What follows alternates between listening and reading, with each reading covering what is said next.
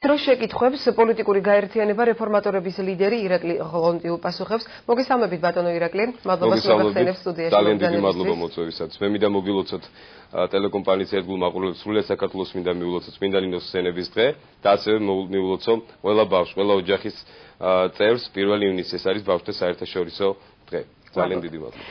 რა არის ბატონო ირაკლი თქვენი პოლიტიკური გუნდის მთავარი მიზანი, რის გამოც გადაწყვეტეთ არჩევნებში მონაწილეობა? ძალიან საინტერესო შეკითხვა, მე მინდა თავიდანვე საზოგადოება ჩავაყენო თქვენი ეთერის საშუალებით საქმის კურსში.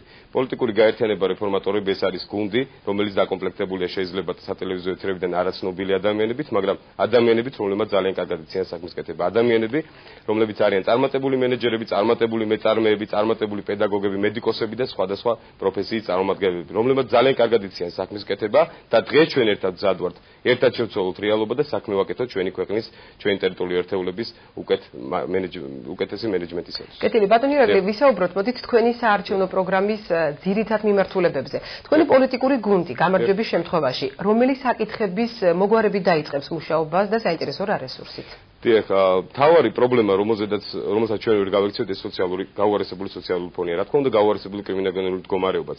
ძალიან დიდია мотиваცია ხელისუფლების, რომ დაგვარწმუნოს ყველაფერი კარგად არის, დაგვარწმუნოს რომ ეკონომიკა კარგად ვითარდება, მაგრამ სწორედ ეს სხვადასხვა დარგში არსებული უპერსპექტივო სტრატეგიების გვარწმუნებს იმაში, რომ იქ უნდა ვიყოს სადაც დღეს ვდგევართ ჩემ გუნდთან ერთად პოლიტიკურ ოპოზიციაში, უნდა ვიყო პოლიტიკური ოპოზიციის ლიდერი და სწორი არჩევანი გავაკეთე და დიახ, დღეს არჩევანი ჩემ მეგობრებთან ერთად რეალობა მიკარნახა, რეალობა, რომელიც აბსოლუტურად გაუაზრებელი პოლიტიკის მატარებელია. რეალობაში, სადაც არ არსებობს ადამიანების ინტერესები გათვალისწინებული, რეალობა, რომელიც არ არის მორგებული თითოეული მოქალაქის, თითოეული ბათუმელის, თითოეული აჭარელის, თბილისელის, მეგრელის, სხვადასხვა კუთხის წარმომადგენლების ინტერესებზე, კანონურ ინტერესებზე მაქვს საუბარი. ძალიან მინდა რომ გულწრფელად გამოგიტყდეთ და გითხრათ, ძალიან მიჭირს დღეს ადამიანებთან მივიდე, ისე იგივე ფორმით, იგივე თქვათ დაპირებებითაც ამ წლების განმავლობაში ადამიანები იღებდნენ სხვადასხვა პოლიტიკურ ლიდერებს, მაგრამ სხვა გზა არ მრჩება. მე მზად ვარ თითოეულ საქართველოს მოქალაქეს შევხვდეთ, თითოეულ ბათუმელს, თითოეულ აჭარელს შევხვდეთ, თითოეულ თბილისელს შევხვდეთ, თითოეულ მეგრელს შევხვდეთ და აუხსნა რომ დროა რეფორმატორული იდეების წინსვლის.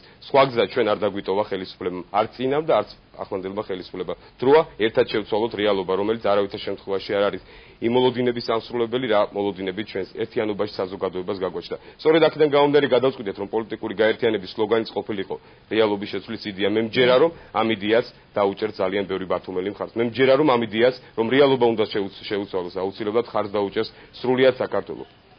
ბატონო ირაკლი, არჩევნებამდე 14 დღით ადრე, რამდენად თანაბარია საარჩევნო გარემო? ეს პოლიტიკურ გუნდს ხო არ შექმნია რაიმე პრობლემა? რა თქმა უნდა არ არის თანაბარი. და გეტყვით ძალიან მარტივად, ამ საარჩევნო გარემოსთან დაკავშირებით მეკითხები თქვენ შეკითხვას როგორ გავიგე. რა თქმა უნდა არ არის თანაბარი და რა თქმა უნდა დისკრიმინაციულია. ძალიან მარტივად გეტყვით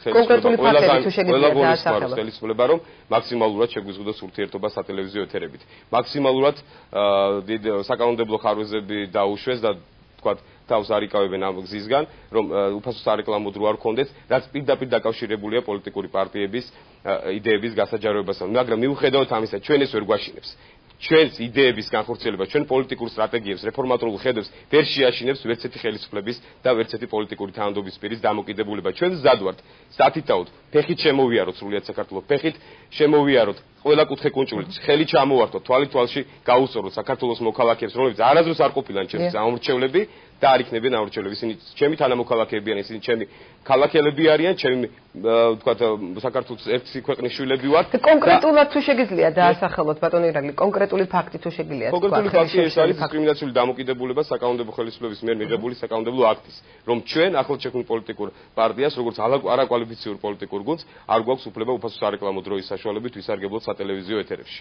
დიახ, ეს არის პრობლემა. მაგის გარდა გამოგიტყდებით, რა თქმა უნდა, უამრავი ჩემი მეგობარია სატელევიზიო სხვადასხვა პოლიტიკურ თოქ-შოუს ხელმძღვანელი, მაგრამ სამწუხაროდ არ აქვს საშუალება დრო დამითმონ და დრო დაუთმონ რეფორმატორული იდეების გასაჯაროებას, მაგრამ ეს კიდევ ერთხელ ვიმეორებ, ვერ შეაჩერებს იმ ძალას, იმ იდეას, რასაც რეალობის იდეის შეცვლა ქვია, რასაც მოქალაქეთა პოლიტიკური გაერთიანება რეფორმატორები საზოგადოებას უმხელენ და თავარ დაპირებად იძლევიან. კეთილი და ბოლოს გამოყავით ის ძირითადი ფაქტორები, რომელიც რეალური თვითმმართველობის დამკვიდრებას აფერხებს და თქვენ რას გააკეთებდით მათ აღმოსაფრველად? პირველი პრობლემა მე მინდა დაგისახელოთ რამდენიმე ადამიანი რომელიც მე ვთქვათ მესახება იმედად რომ დამეხმარება რეალობით მმართველობის არჩევნებში შედეგების მისაღწევად დამეხმარება რომ დიახ რაც თქვენ ახლა სწორად აახსენეთ რეალური თვითმმართველობის შეთქმულება ესენი არიან ადამიანები წარმატებული ოჯახებიდან ბატონი დავით დიასამიძე ქალაქ ბათუმის მერობის კანდიდატი აკადემიკოს ისმეთ დიასამიძის შვილი ბატონი მირზა სვანიძე სიის პირველი ნომერი ლუდის ქართლის დასახლების მაჟორიტარი დეპუტატობის კანდიდატი ქალბატონი ქეთევან ბოლქვაძე ბატონი გელა ირემაძე ურდულ მეცნიერებათა დოქტორი ქალბატონი მაია მურუსიძე რომლებიც წარმატებულები არიან თავიანთ პროფესიაში ეს ამ ადამიანებმა ძალიან კარგად იციან როგორი უნდა იყოს კონკრეტულად ამ შემთხვევაში აჭარის ავტონომიური რესპუბლიკის სტრუქტურა როგორ უნდა იმუშაოს თვითმმართველობა როგორ უნდა მოემსახუროს მოსახლეობის ინტერესებს თითეული საჯარო მოსამსახურე ჩვენ მზად ვართ ავიღოთ ვალდებულებად რეალობის შეცვლის იდეა რომელიც არ იქნება მხოლოდ და მხოლოდ დაპირებებით გაჯერებული და კონკრეტული საქმე დავდოთ კონკრეტული საქმით დაუნტკიცოთ საზოგადოებას რომ ჩვენ ვართ ყველაზე ღირსეული პოლიტიკური ძალა ასპარეზზე ამ პოლიტიკურ ასპარეზზე